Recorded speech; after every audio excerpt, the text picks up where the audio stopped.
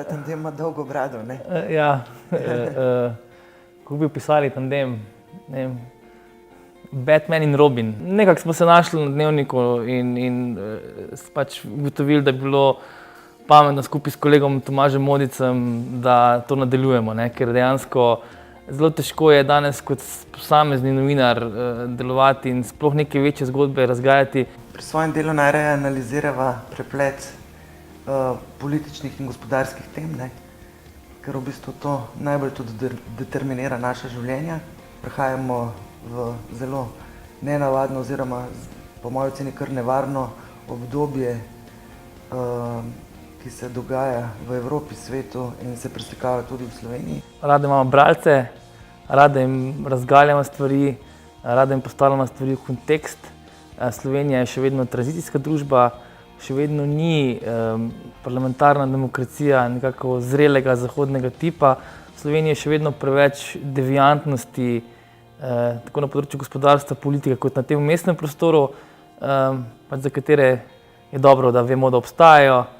In mi da smo tu, da to počnemo.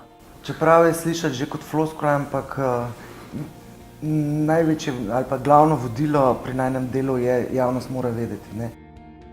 Danes najhujša grožnja, ki jo posamezen novinar lahko prejme, je grožnja z izgubo ekonomskega položaja. Drugo pa je, da so novinarji postali zaradi razvoja nekaterih medijev, ki to ne bi smeli biti, tarča res grobemu obračunavanju in poseganju v osebno življenje posameznega novinarja, ne.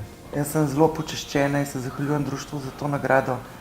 Sem po drugi strani me je pa ta nagrada spodbudila, da sem v bistvu razmišljala o svojih več kot 25 let novinarske kariere, v bistvu vseh vzponih in padcih.